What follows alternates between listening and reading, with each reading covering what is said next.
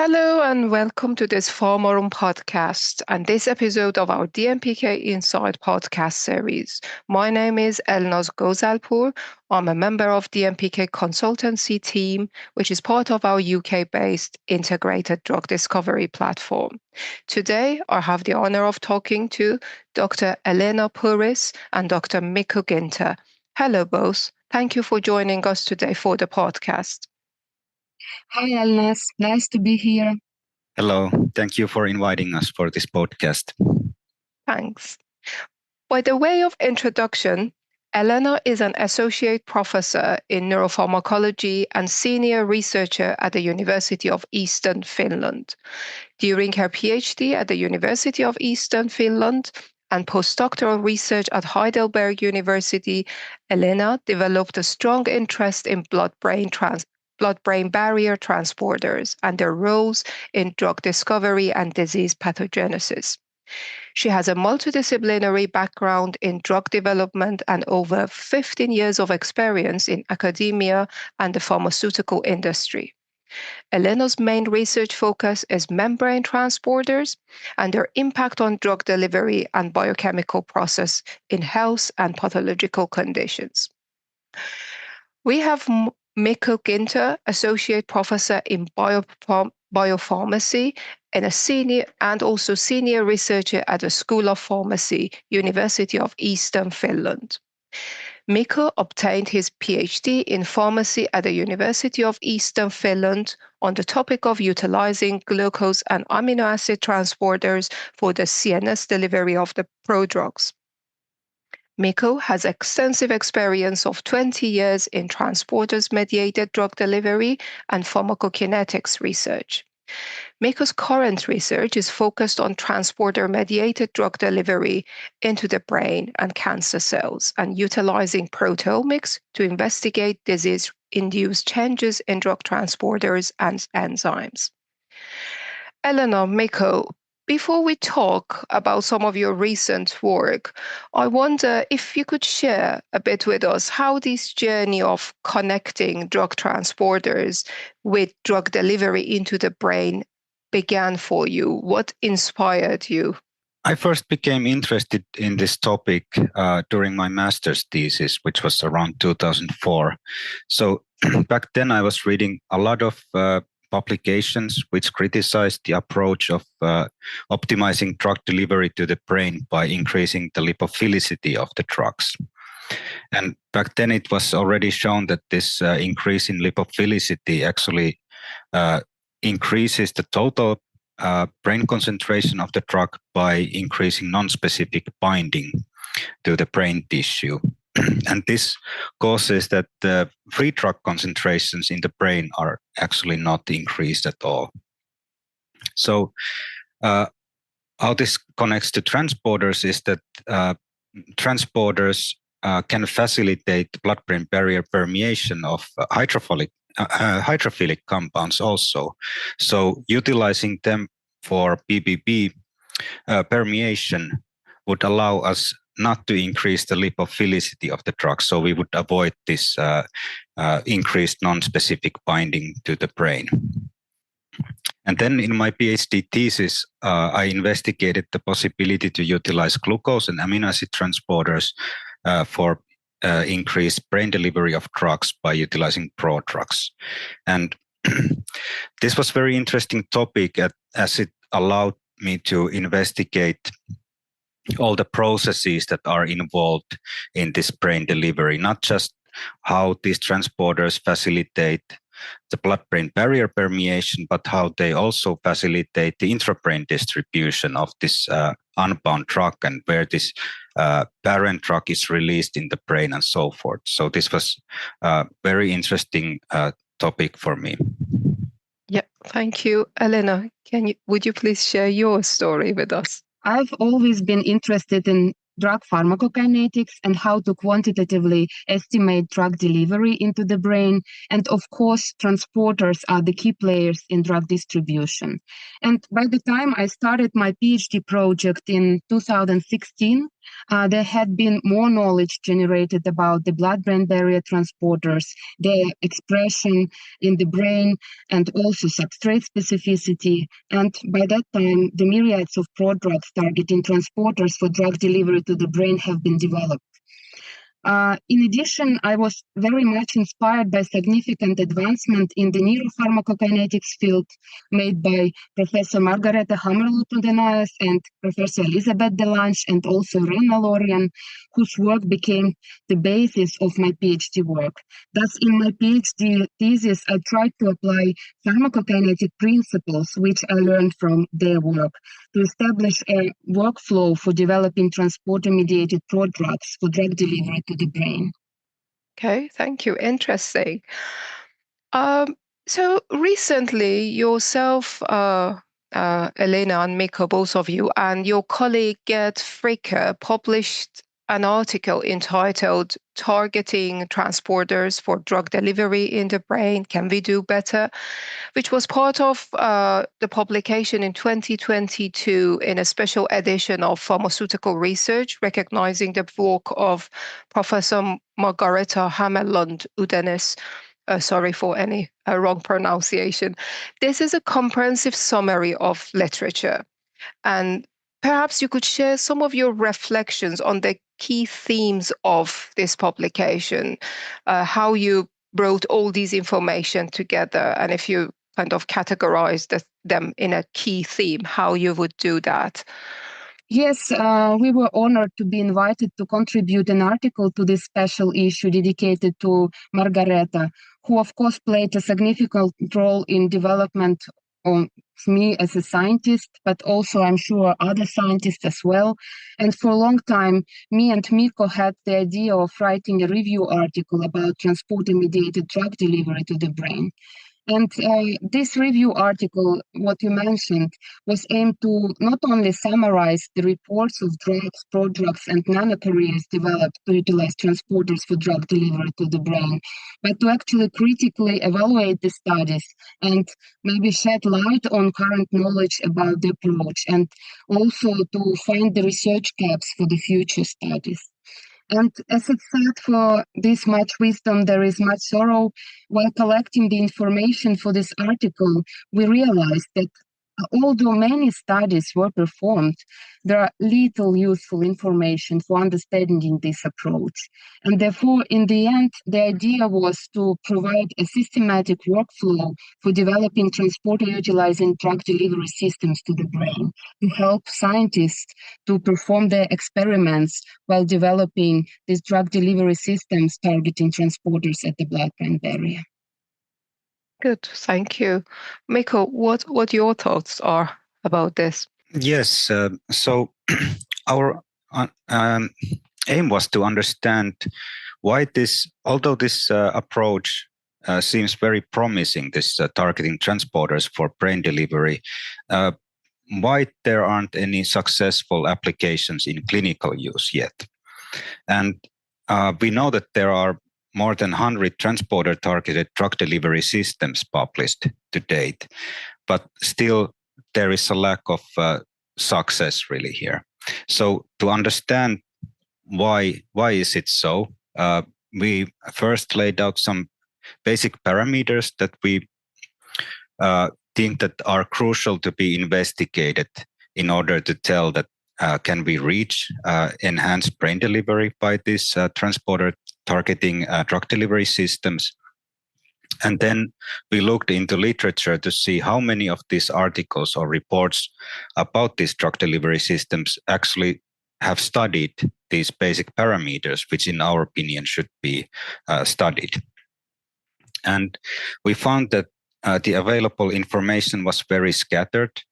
For some drug delivery systems, some parameters were investigated, and for another drug delivery system, other parameters, but very little of comprehensive studies were made.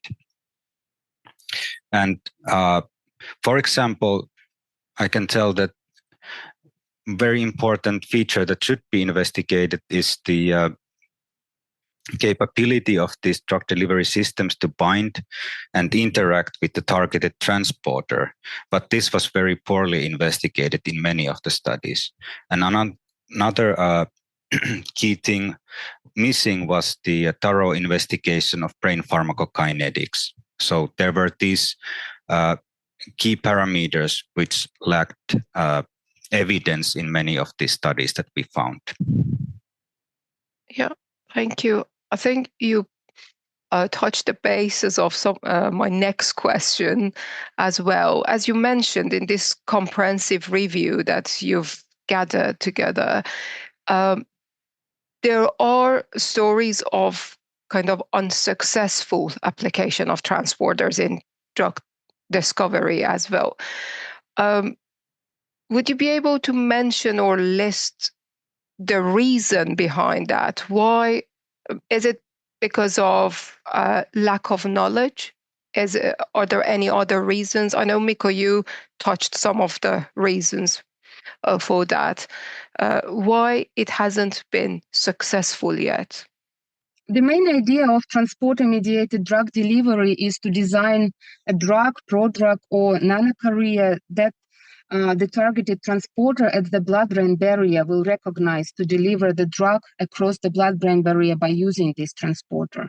And thus the information about the utilization of this transporter for cell uptake to the brain endothelial cells, but also importantly efflux from the brain endothelial cells is very important. And when studying this information about the reported prodrugs which were claimed to utilize the transporters, the transport mechanism has not been investigated for more than a third part of compounds. And among those, for half of the compounds, the binding to the transporter, either using competitive cellular uptake assays or in situ brain perfusion in rodents with the corresponding transporter substrates, were reported. And as we know, the binding to the transporter doesn't guarantee the utilization of the transporter for cellular passage. Therefore, ideally, to show that the compound crosses the cell membrane via transporter, the uptake of the compound in the presence and absence of the selective transporter inhibitor should be evaluated. And among reviewed cases, this information was provided for limited number of compounds. So here it comes that it's not only important to attach your compound to some molecule which is known to be a substrate. It's not enough. You need to really demonstrate that your final molecule, your prodrug or nanocarrier, will utilize this transporter for cellular uptake and preferably at the blood-brain barrier.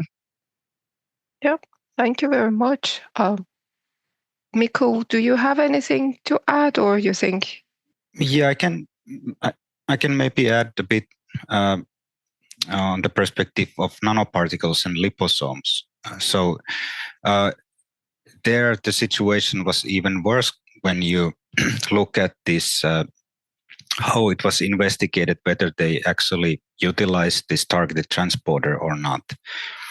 So majority of the studies lacked statistical significance in when they compared let's say a nanocarrier endocytosis into cells in the presence and without transporter inhibitor, and or that this difference between these different treatments was very low. And this can be either due to that this competing substrate or inhibitor doesn't have high enough affinity to compete with this binding of the nanocarrier to the transporter, or simply that the nanocarriers actually enter the cells by a different mechanism than binding to this targeted transporter and thus triggering this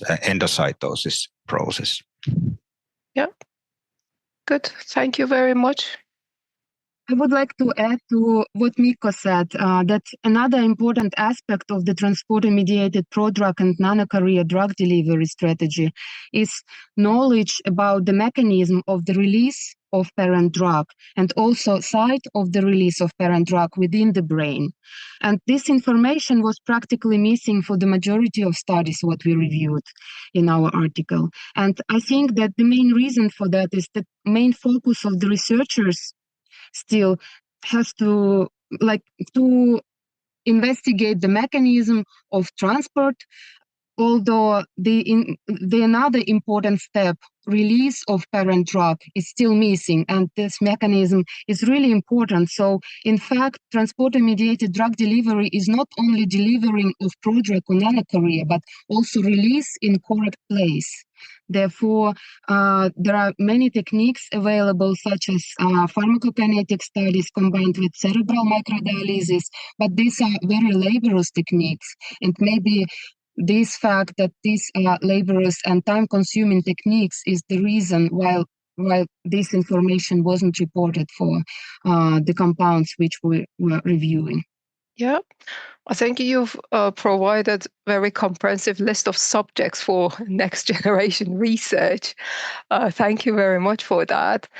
I think most of our audience are familiar with KPUU values. So I don't need to explain that when we are talking about blood-brain barrier. So we know that blood-brain barrier transporters, we think, based on your publication, that blood-brain barrier transporters can enhance brain KPUU when you're talking about the uptake transporters, which we are talking about this topic of transporters as a drug delivery method. So we expect drug transporters to enhance this KPU value. This is an interesting prospect for drug design, incorporating both target potency and uptake transporter across blood-brain barrier. With having this in mind, what would you say are some of the important research areas that would help drug designers exploit uptake transporters more deliberately and more thoroughly, rather than, say, today, where the uptake is arguably more by random findings sometimes? So how you would describe that? In my opinion, the most important part for developing drug delivery systems into the brain is to systematically investigate prodrug or drug or nanocarrier in terms of drug delivery efficacy. And therefore, before developing any drug delivery system, it's very crucial to ask the following questions. So, which drug do I want to deliver to the brain? Is there any issue with drug delivery or some other aspect affecting the pharmacological efficacy of the drug? Where do I want to deliver the drug? Is it extracellular fluid or is it intracellular compartment of the brain? And after crossing the brain, of course, we need to know the information where we want to measure our drug, in extracellular compartment or in intracellular compartment, because it will affect then the methods which we will apply for investigation of that. And is the target actually in extracellular or intracellular compartment? So this information will affect everything. And these are very important questions which researchers should ask early enough before they start developing anything. Because after that, after they know where is target and where they are targeting their compound, they will understand which transporters it would be both sides of the blood-brain barrier and also parenchymal cells, and some transporters expressed only at the blood-brain barrier. And so in different situations, you need to consider different transporters. Thank you, Elena. Mikko, what are you thinking about research areas here? Yeah, I agree with Elena that this the most crucial thing is to really understand where in the brain you are targeting the drug, and then this affects, of course, the selection of transporters that you want to utilize possibly, but also how you will study the brain pharmacokinetics, because different techniques can be applied depending, are you interested in targeting the intracellular space or the extracellular space, for example, in the brain. And we have all the techniques available for this. But of course, they are quite technically demanding sometimes and time consuming. So it's just that we need to know how to use them and when to use them. And and unfortunately, there are really no shortcuts here. So we need to use these quite difficult techniques sometimes here. But this is extremely important because like you mentioned, that these transporters can facilitate higher kPUU values in the brain. But because these same transporters can be expressed also in the brain parenchymal cells, we can also increase the kPUU cell, meaning that the unbound drug concentration in the intracellular compartment in the brain. And of course, if we don't utilize correct techniques to measure these concentrations from the brain, we might miss important phenomenon such as this increased kPUU cell values. Yeah, both of you are talking about intracellular kPU value, which is a concept that most of the time at drug discovery or drug development procedures, we don't talk about it. We talk about brain kPU value, CSF kPU value. Would you be able to elaborate a little bit on intracellular kPU value, maybe with an example for us? It would be quite good. Yes, certainly. So let's say we target some transporter highly expressed at the blood-brain barrier. We need to consider also that is it expressed in the brain parenchymal cells? Because once the compound or drug delivery system crosses the blood-brain barrier, then transporters also decide how this compound is distributed within the brain. So often these same transporters that we target at the blood-brain barrier, they are present in brain parenchymal cells, and they can facilitate then the drug accumulation in the brain intracellular space. And in this case, kPUU value might actually not increase much. It might be quite modest, but kPUU brain or kPUU cell would be then increased because the compound would be accumulated in the brain intracellular space. So we have an example of lysine prodrug of ketoprofen, which utilizes amino acid transporter at the blood-brain barrier, but also in the brain parenchymal cells. And we compared the delivery of ketoprofen to brain compared to ketoprofen dosing.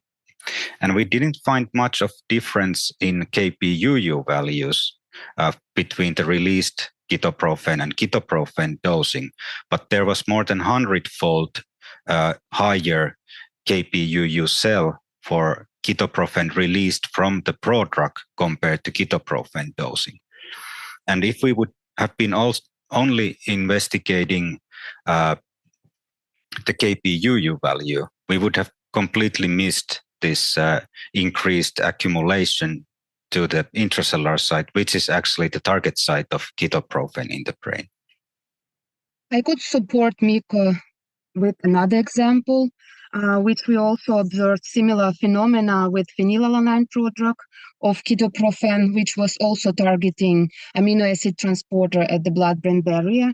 And in our study in mice, in pharmacokinetic analysis demonstrated that lower brain to plasma distribution of ketoprofen prodrug was observed compared to parent drug itself after IP injection.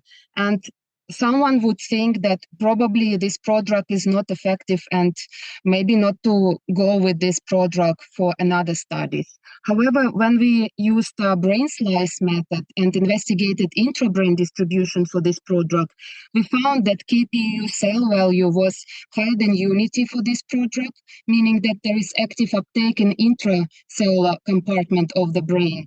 While for ketoprofen itself, it was around 0.1, meaning that its very low.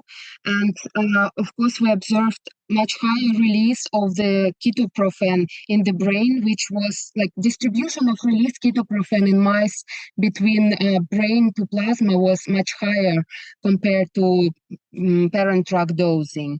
And as Mikko already mentioned, for development of transporter-mediated drug delivery systems, it's very important not only to measure blood-brain barrier permeation, but also intra-brain distribution. Unfortunately, among reviewed reports, only these two cases which we mentioned now with Mikko investigated intra-brain distribution. Thank you. That was quite interesting examples to know.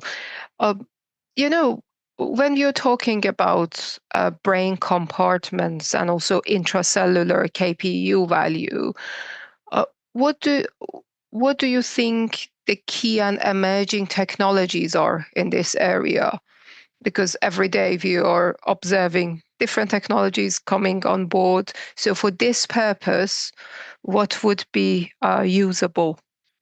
I think, at least in my opinion, all these recent advances in sensitive LC-MS-based proteomics approaches is very important. So we are able to detect and absolutely quantitate more and more transporters at the blood-brain barrier, but also in the brain parenchymal cells. And once we know the absolute abundance of these transporters in these cells, it will be easier for us to predict which or decide rather which transporters we want to target for brain delivery, and also then to predict how our compounds or drug delivery systems are distributed within the brain. So we can, let's say, make more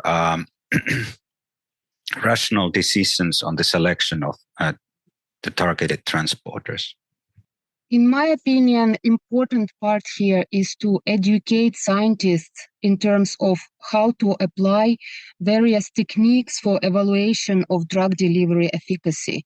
Because in my opinion, this is a very limiting part.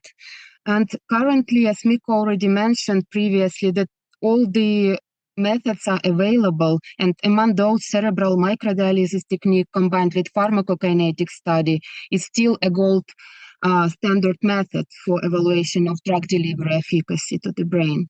And in addition, there are currently other techniques such as brain slice method and combinatory mapping approach introduced by Elena Lorian. And these are really great tools for evaluating KPU cell and intrabrain distribution. And I think the researchers for focusing on developing drug delivery systems into the brain really have to learn how to use these techniques and apply them and publish the data using these methods, correct methods, and correct interpretation of the data based on these techniques. Thank you, Elena. We talked about topics of this area. We talked about the techniques at this area.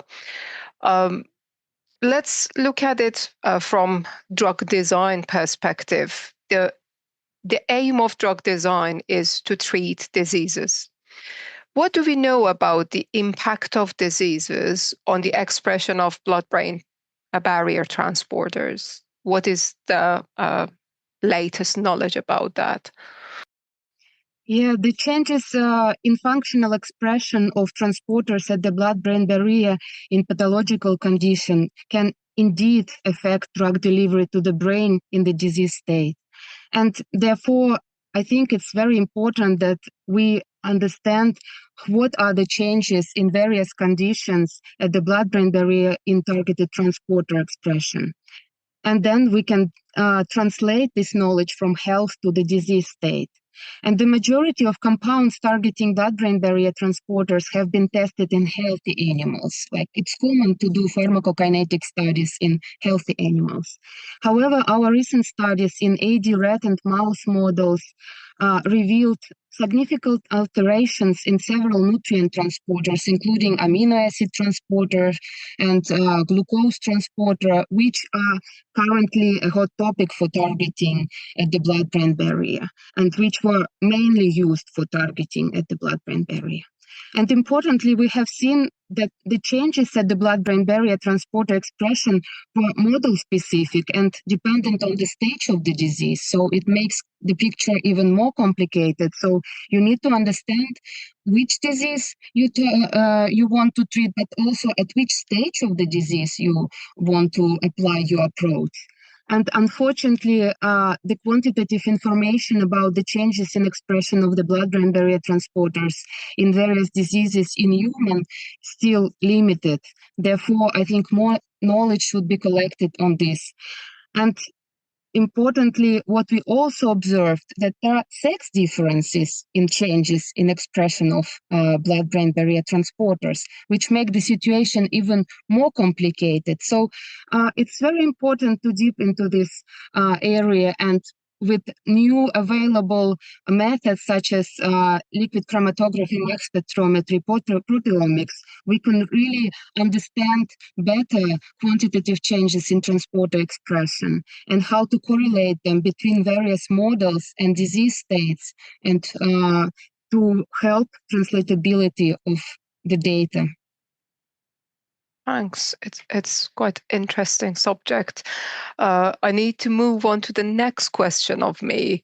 Let's assume we are targeting a disease. We are designing assay cascade for to be able to apply one of the transporters for drug delivery. So we should consider, to my eyes, we should consider two target uptake transporter and then the main target for drug, let's say drug target. How would you design your assay cascade? How your cascade look like? Would you elaborate a little bit on that? So I think the most important thing, like Elena previously mentioned, that we need to know where the target site is, where we want to target the drug, in which compartment. And then we need to know about the transporters that are available, preferably in the disease state. After this has been established, then we can move on to the assays that we would use here. So first thing, of course, would be to optimize the utilization of the transporter. So we would need to investigate these interactions with the targeted transporters to determine the transport kinetics, meaning affinity and transport velocity. So these are both important factors, as affinity has to be good enough that the compounds can compete with the endogenous substrates. And also the transport velocity should be high enough so we have efficient delivery. So we can sometimes have a good interaction as such with the transporter, but the transport velocity is very low. So this should be first investigated. And here, preferably, we would use transfected cell lines. Then the role of the targeted transporters for blood-brain barrier permeation should be investigated by in situ brain perfusion technique in mice or rats, because with this technique you can both get the permeability rate, but also you can very precisely determine the permeability mechanism, whether your transporter that you are targeting is actually involved in the permeability or not. And after that, we would go for systemic and brain pharmacokinetics. And here we would sample both the whole tissue concentrations and also use microdialysis. And with these techniques, we can then determine KPUU values and also KPUU cell. Of course, this depends whether you are targeting the intracellular compartment or do you want to target the extracellular compartment in the brain.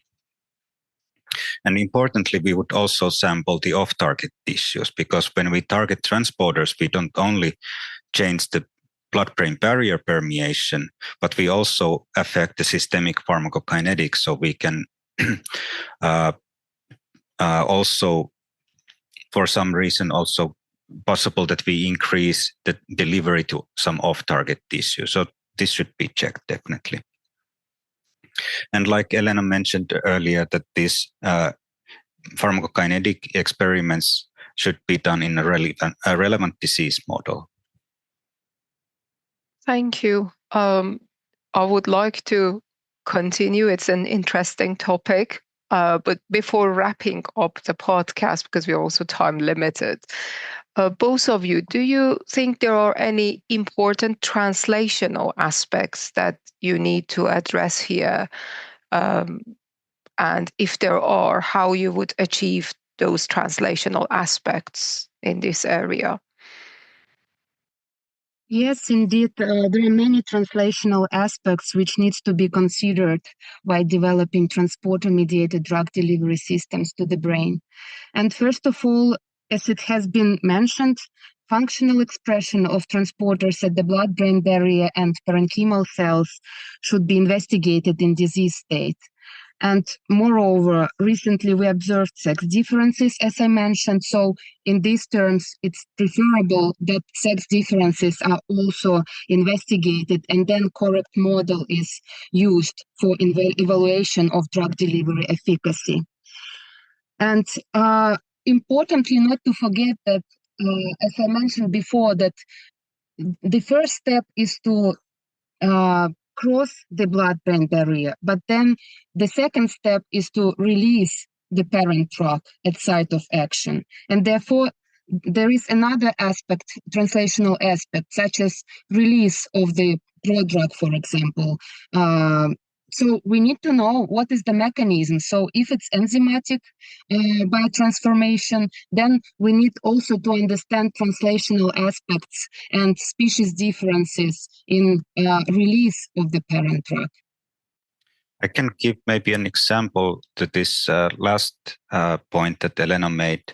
So we have seen species differences in this brain pharmacokinetics of transporter utilizing prodrugs, although there is no species difference really in the expression of the targeted transporter between these species. So I earlier mentioned this lysine prodrug of ketoprofen. So we did first the study in rats, and we saw these very nice results of delivery of ketoprofen and release of it in the intracellular compartment in the brain.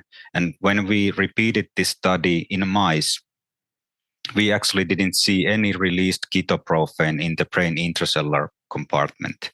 So, and when we looked at the differences in transporter expression, we didn't really see anything. So it has to be something related to the release of the parent drug within the brain and species differences there.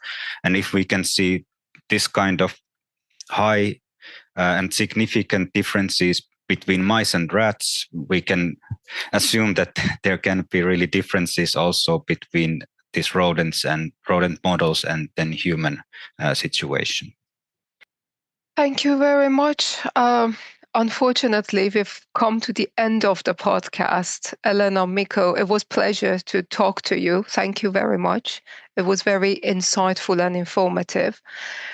Thank you very much for your time and attendance, and thank you to the audience who were listening to this. Please look out for more topics coming to DMPK Insight podcast. Have a good day and bye for now. Thank you so much for inviting. It was pleasant to be here. You're very welcome. Thank you for the opportunity to share our knowledge on this topic.